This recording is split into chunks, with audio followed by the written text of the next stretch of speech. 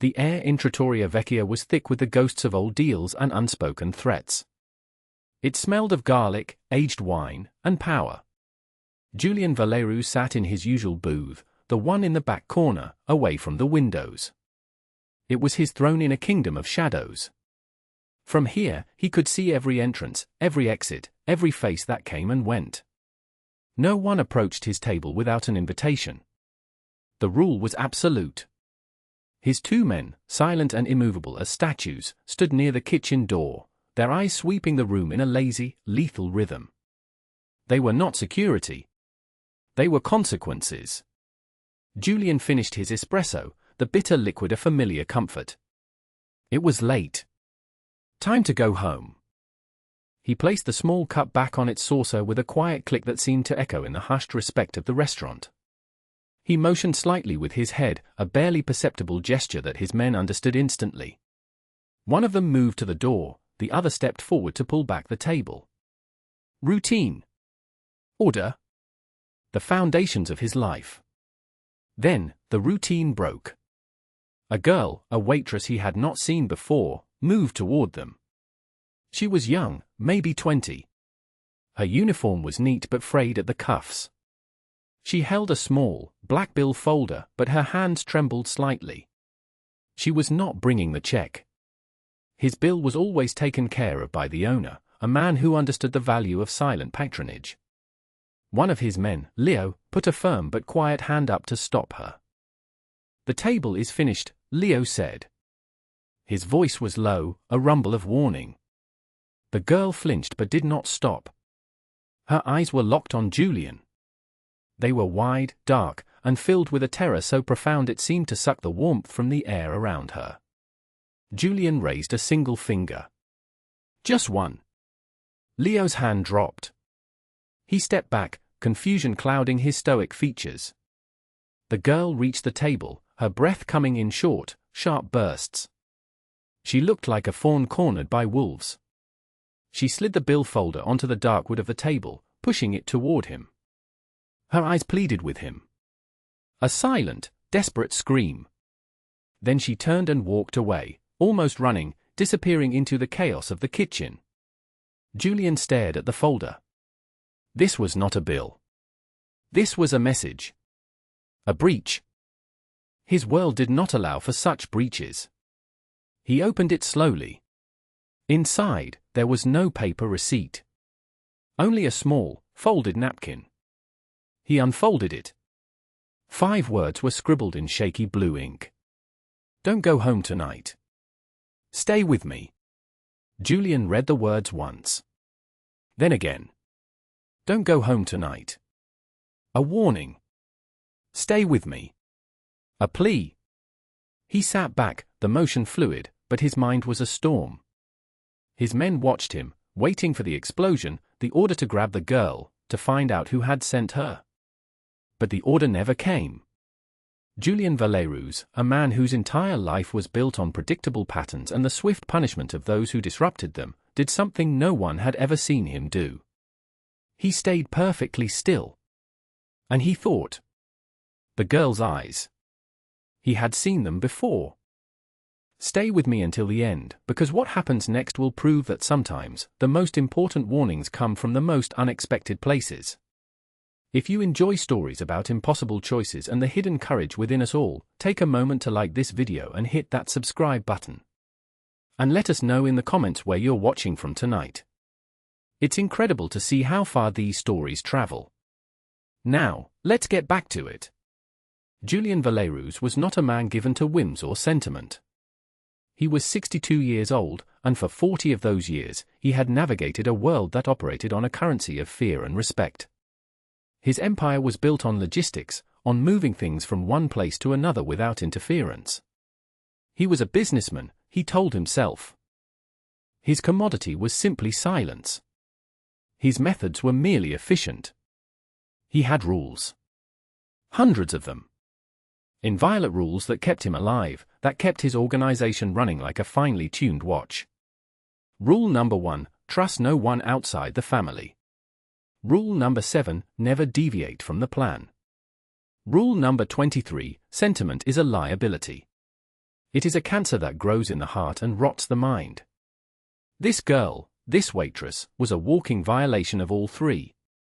She was a stranger. She was an unplanned variable.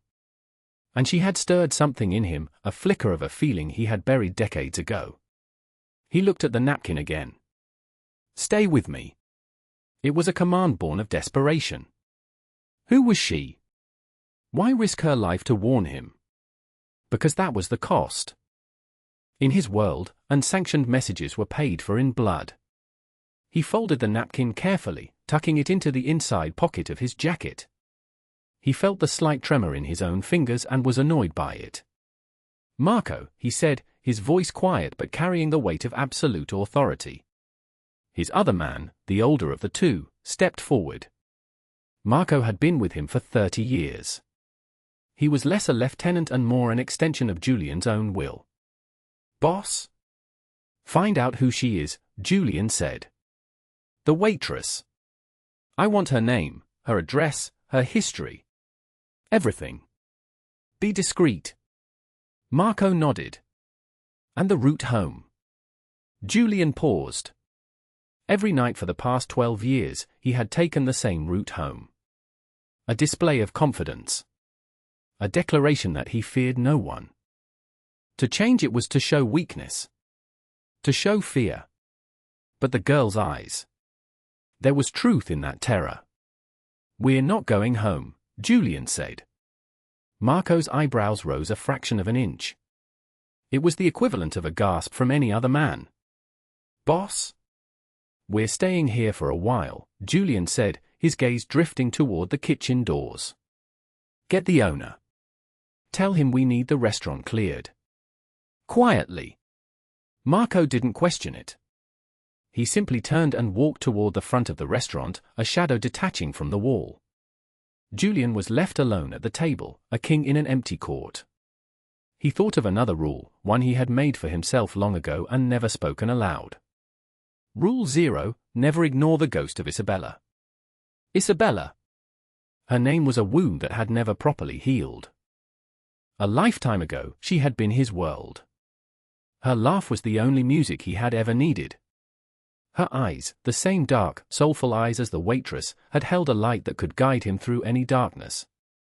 He had been young then. Ambitious. Reckless. He had made promises he could not keep, offered her a world he could not yet control. And he had lost her. Not to another man. But to his life. To the violence that was the price of his ambition. A stray bullet, a deal gone wrong, a message intended for him that found her instead. He had spent the next 40 years building an empire of order so that nothing like that could ever happen again. He had eliminated chance. He had suffocated chaos. And in doing so, he had suffocated the part of himself that had loved her. Until tonight. This girl, with her cheap uniform and her terrified eyes, had her face. Not exactly. Not a perfect copy. But the essence was there. The shape of the eyes. The stubborn set of her jaw, even in fear. The flicker of an old, unbreakable spirit. It was like seeing a ghost. And his ghost was telling him not to go home. Within 10 minutes, the restaurant was empty.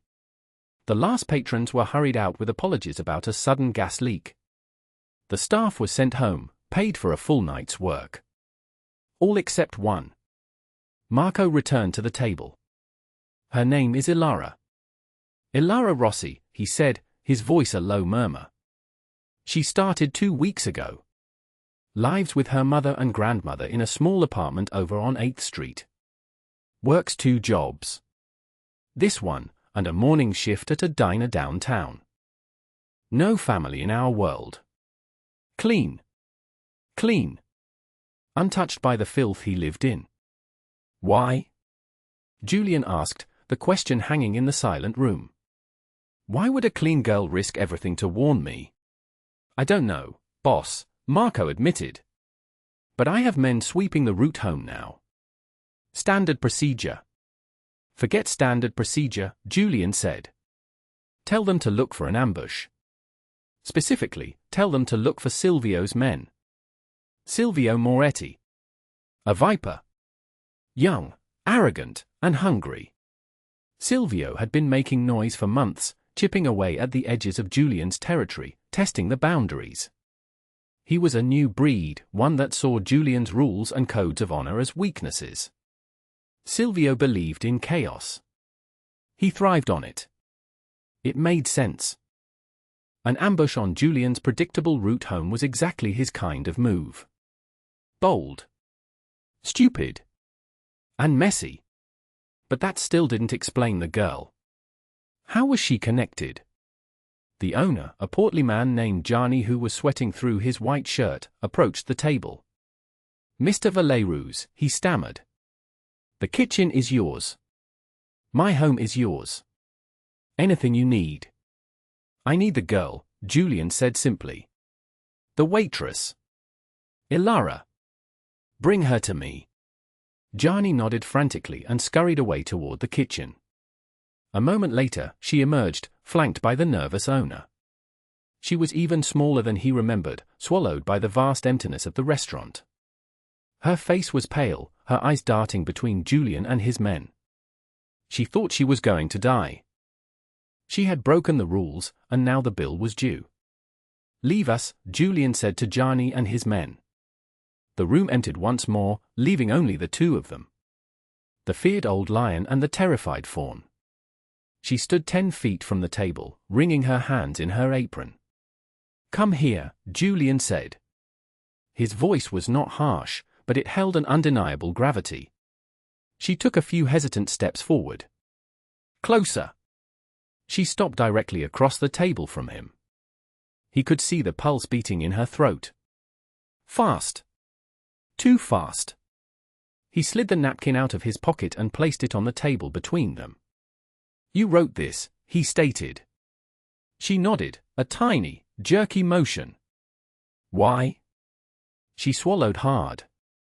Her lips parted, but no sound came out. "Look at me," he commanded softly. Her eyes, those hauntingly familiar eyes, lifted to meet his. Tears welled in them, magnifying the fear. "They were going to hurt my family," she whispered, her voice cracking. "My nonna. My mother. They. Who is they?" Julian pressed. "A man. His name is Silvio," she said, the name a poisoned word on her tongue. "He came to our apartment. He said I had to make sure you left at your usual time. He said his men would be watching the restaurant. If you stayed, if you changed your routine, they would go to my home." Julian's blood ran cold. The sheer, despicable cruelty of it. It wasn't just an ambush.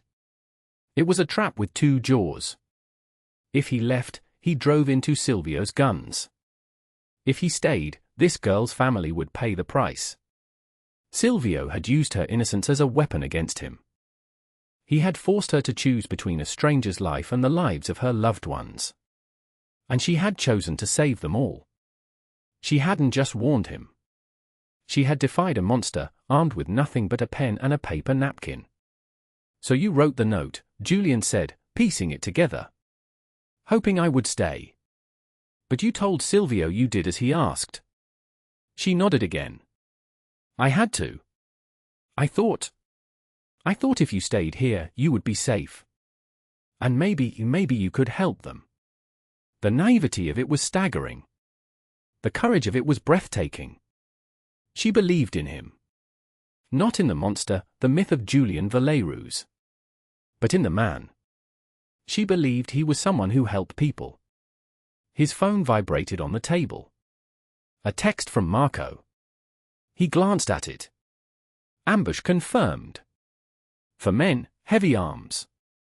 Route 7 overpass. Waiting for your signal. Julian looked back at Ilara. Her face was a mask of desperate hope. He remembered Isabella, her fierce belief in the good man she swore was hiding inside him. He had failed to be that man for her. He would not fail this girl. This was no longer about territory or business. It was not about rules or respect. Silvio had crossed a line that was not drawn on any map. He had trespassed into the past. He had desecrated a memory. "You did the right thing," Julian said, his voice softer than he had intended. A single tear escaped her eye and traced a path down her cheek. "Your family," he said, the words a vow. "Where are they now?" "At home. Waiting. They think I'm still working my shift." "Marco," Julian called out, not raising his voice. His lieutenant appeared instantly at his side. "Get a team to 8th Street. The Rossi apartment. Pick up a mother and a grandmother. Quietly. No one sees them. Bring them here." "And Silvio's men at the overpass?" Marco asked. A cold fire ignited in Julian's chest. "Leave them," he said. "Let them wait. They're not the problem anymore. They're just a symptom." He looked at Marco, his eyes hard as diamonds. "The problem is the disease. And tonight, we cut it out." Julian stood up. He walked around the table and stood before the girl. Ilara flinched back, expecting a blow, a harsh word, a dismissal. Instead, he reached out, not to touch her, but to gently take the corner of her apron and wipe the tear from her cheek. It was a gesture so paternal, so unexpectedly tender, it stunned her into silence. "What is your grandmother's name?" he asked. "Elena," she stammered. "Elena Rossi." The name meant nothing to him. And yet, it felt significant. "You and your family will be safe," he said, the words an iron promise. "Silvio Moretti will never bother you again." He turned to Marco. "Find him. Find Silvio. I don't care where he is or who he's with. Bring him to me. I want to look him in the eye." Marco nodded. "And where should we bring him?" Julian looked around the empty restaurant, at the tables with their white cloths like sleeping ghosts. This was a place of rules. A place of quiet civility. Tonight, it would be a courtroom. And a place of execution. "Bring him here," Julian said. The decision was made. The machinery of his world, so often used for profit and control, was now being mobilized for a different purpose. For justice. For a ghost. For a brave girl with familiar eyes. He looked at Ilara, who was staring at him with a mixture of terror and dawning awe. "You asked me to stay with you," he said. "I will. Right here. Until this is over." He settled back into his booth, not as a patron, but as a sentinel. The wait began. The silence in the trattoria was different now. It was not the comfortable hush of a closing restaurant. It was the charged stillness before a lightning strike. Ilara sat at a small table across the room, a glass of water untouched in front of her. She watched Julian, her expression unreadable. He did not watch her back. Instead, he stared at the front door, his mind a cold, clear engine of strategy. Silvio had made a fatal error. He thought Julian was an old man, a relic clinging to outdated notions of honor. He did not understand that Julian's code was not a weakness. It was a weapon. It was the very thing that gave him his power. His men operated with loyalty because they knew Julian's word was bond. His empire was stable because his partners knew he was predictable, that he would not betray a deal for a momentary advantage. And his enemies feared him because they knew there were certain lines that, if crossed, guaranteed an absolute and final response. The first line was family. The second, and most sacred, was the protection of the innocent from their world. Civilians were off limits. Their lives, their homes, their families were not to be touched. They were the audience, not the actors. To drag a girl like Ilara and her family into a conflict was more than just a breach of protocol. It was a blasphemy. It was a declaration that no rules applied, that nothing was sacred. And for that, Silvio Moretti had forfeited his right to exist in their world. An hour passed. Then another. Shortly after midnight, a black sedan pulled up silently outside. Marco entered, followed by two of his men. Between them were two women. One was middle-aged, her face etched with worry, her hands clutching a worn purse. The other was older, her back straight despite her years, her hair a crown of silver. She walked with a cane, but her eyes were sharp and missed nothing. Elara shot to her feet, a cry of "Mama! Nonna!" escaping her lips. She ran to them, and they embraced in a tight circle of relief and confusion. The older woman, Elena, looked over her granddaughter's shoulder. Her gaze swept the room and finally landed on Julian. Her eyes widened. A flicker of recognition. Of shock. She took a shaky step forward, her hand flying to her mouth. "You," she breathed, the word a fragile relic unearthed from the past. Julian stood slowly. He looked at the old woman, at the lines on her face, the wisdom in her eyes. And suddenly, he saw it. Beneath the veil of 70 years, he saw the face of a young girl he had known in the old neighborhood. A girl who had been Isabella's best friend. Elena. Little Lena, who always had a flower tucked behind her ear. The world seemed to tilt on its axis. This wasn't just a girl who looked like Isabella. This was Isabella's family. Elena was her cousin. Which meant Elara. Elara was Isabella's grandniece.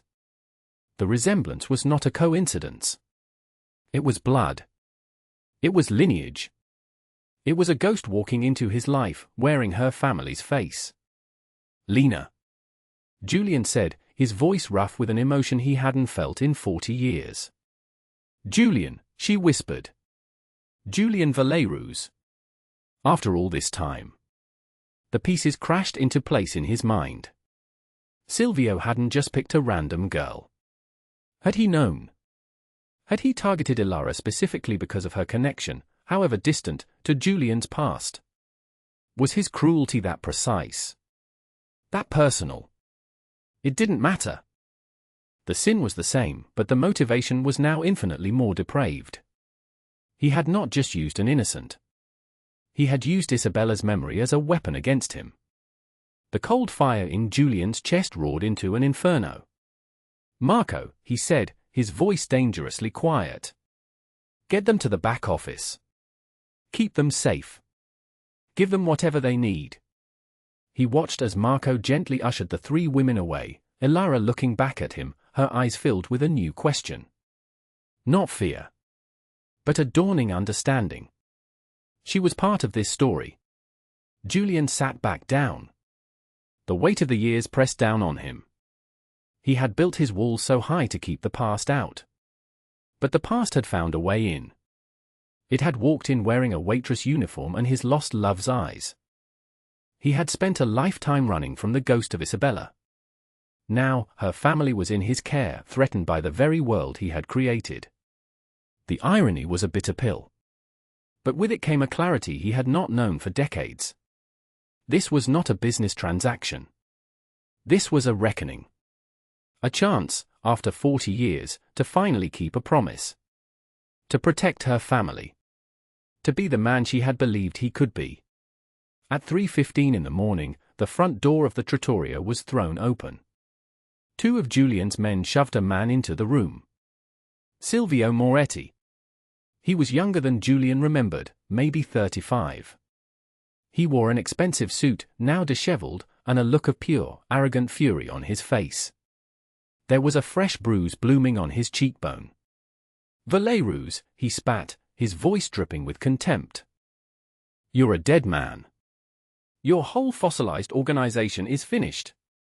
Julian did not move from his booth. He simply watched as his men forced Silvio into a wooden chair in the center of the room. "You broke the rules, Silvio," Julian said, his voice calm, almost conversational. "Rules?" Silvio laughed, a harsh, ugly sound. "Your rules are a joke. This is the new world, old man. There are no rules. Only winners and losers." "There is always one rule," Julian said, leaning forward slightly. "We do not touch civilians. We do not involve the innocent." "The waitress?" Silvio sneered. "She's not innocent. Nothing is innocent in this city. She's just a tool. A piece on the board. She is a girl working 2 jobs to support her family, Julian said, his voice dropping lower, colder. A family you threatened. A grandmother you terrified. Collateral damage, Silvio shrugged. The price of doing business. You should understand that. I hear you learned that lesson a long time ago. With a woman named Isabella, wasn't it? The room went dead silent. Julian's men froze. Even the air seemed to hold its breath. To speak her name. Here. Like this. It was the ultimate desecration. Julian rose from his booth. He moved with a slow, deliberate grace that was more menacing than any sudden movement. He walked until he stood directly in front of Silvio, looking down at him. The younger man's bravado began to falter, a flicker of fear finally appearing in his eyes as he looked up into the abyss of Julian's gaze. You think you know my story, Julian said, his voice a lethal whisper. You think you can use my past against me? He leaned down, his face inches from Silvio's. You are wrong. You don't know my story. You are a footnote in it. The part where I take out the trash. He straightened up. The girl you used as a tool, Julian continued, his voice ringing in the silent room. Her name is Ilara Rossi. Her grandmother is Elena Rossi. Isabella's cousin. The color drained from Silvio's face. He understood now. This wasn't business. This was personal. You didn't just break a rule, Silvio, Julian said. You declared war on a memory. And that is a war you cannot win. He turned his back on Silvio, a gesture of ultimate dismissal. He looked at Marco. Take him out of my sight, he said. The problem needs to be permanently resolved. And his entire operation. I want it gone by sunrise. Every warehouse, every man, every dollar. Erase it. Marco nodded. And the men at the overpass. They are part of the erasure, Julian said. His men hauled Silvio to his feet. The arrogance was gone, replaced by a primal, pleading terror. Wait! Valerus, wait, he begged. We can make a deal. I'll pay. I'll give you anything. Julian did not turn around. You have nothing I want, he said to the empty room. The doors closed, and Silvio's frantic pleas were cut off. Silence returned to the trattoria. But this time, it was a clean silence. The silence of a debt paid. Julian walked to the back office. He pushed the door open gently. Ilara, her mother, and her grandmother were huddled together on a small sofa. They looked up as he entered. He looked at Elena, the old woman who held the last living link to his past. It's over, he said. You're safe. Elena nodded slowly, her eyes shining with unshed tears. Thank you, Julian. She would be proud of the man you've become. The words hit him harder than any bullet ever could. He looked at Ilara. She stood up and walked toward him. She reached into her apron pocket and pulled out a small, crumpled wad of cash. $5, maybe $6. Her tips from the night. She held it out to him. This is all I have, she said, her voice clear and strong. For helping us. Julian looked at the money in her small hand. A king's ransom. He gently closed her fingers over the bills. You already paid me, he said. She looked confused. I don't understand. Your warning, he said. Your courage. That is worth more than money. You reminded me of something I thought I had lost. She looked up at him, her dark eyes searching his face, no longer with fear, but with a profound, innocent curiosity. Are you a good man? She asked, the question simple, direct. Julian felt the weight of his life, the choices made, the lines crossed. The violence. The shadows. He thought of Isabella, and the man he was supposed to be. I am what I have to be, he answered, his voice thick with unspoken history. But tonight, you gave me the chance to be something better. He reached into his jacket and pulled out a simple, stark white business card. There was no name on it. No company. Just a single phone number. His private line. He pressed it into her hand, the one not holding the money. "If you or your family ever need anything," he said. "Anything at all. You call this number." It was a promise of lifelong protection. A shield forged in the fires of his world, now placed around hers. She nodded, clutching the card like a holy relic. "Thank you," she whispered. Julian simply nodded back, turned, and walked out of the office, leaving the past and the future to comfort each other. He stepped out of the trattoria into the cool, pre-dawn air. The city was quiet. The sky was beginning to blush with the first hints of pink and orange. A new day. For the first time in a very long time, Julian Valerus felt like he had earned it. 5 years passed. The city changed, as cities do. Buildings rose and fell. Names faded from headlines. The underworld, always churning, found a new, quieter equilibrium under Julian's steady hand. The name Silvio Moretti was a ghost, a cautionary tale whispered to reckless young men who thought rules were made to be broken. He was a problem that had been permanently resolved. Julian's life returned to its routine, but something was different. The armor around his heart had a crack in it. A small opening where a little light could get in. He never returned to Trattoria Vecchia. Some places hold too many ghosts. Ilara Rossi did not call the number on the card. She didn't have to. An anonymous scholarship appeared, funding her way through business school. Her mother's persistent cough was finally treated by the city's top pulmonologist, the bills mysteriously paid. When her grandmother Elena's apartment building was sold to a developer, a trust suddenly purchased it, guaranteeing her lifetime residency at a frozen rent. These were not acts of charity. They were the silent workings of a promise. A shield held in place by an unseen hand. 2 years after that night, a small bakery opened on a quiet street in a good neighborhood. It was called Nonna Elena's. It was run by a bright, confident young woman with her mother's smile and her great-aunt's eyes. Ilara's bakery became a local treasure, famous for its cannoli and the warmth of its owner. She was happy. She was safe. Julian knew this because he had a man, a discreet operative with no connection to his other businesses, whose only job was to report on the well-being of the Rossi family. The reports were always the same. All is well. In Julian's stark, minimalist office high above the city, amidst the steel and glass and cold leather, there was one object that did not belong. On the corner of his vast mahogany desk sat a small, simple vase. Every Monday morning, a fresh, single white lily was placed in it. The flower came from a small, unassuming delivery service he had set up, its source untraceable. No one knew its significance. Not Marco. Not his staff. It was a private conversation.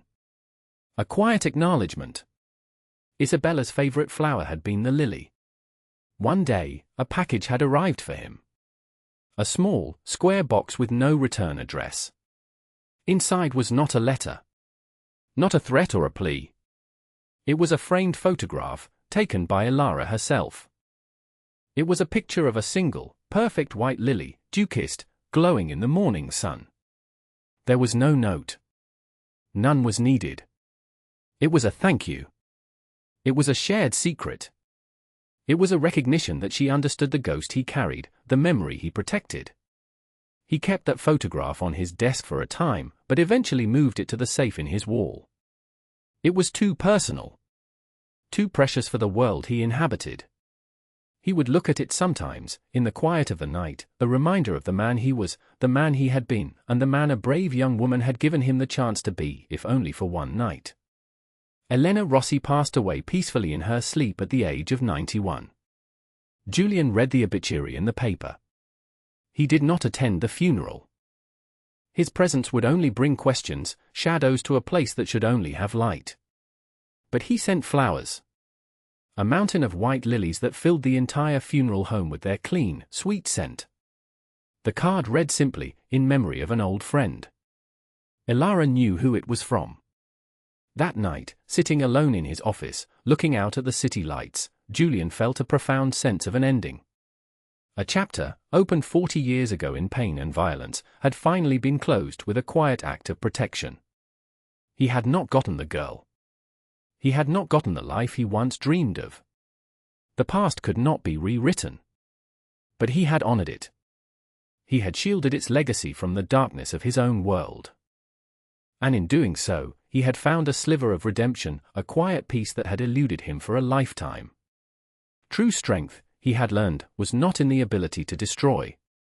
It was in the choice to protect.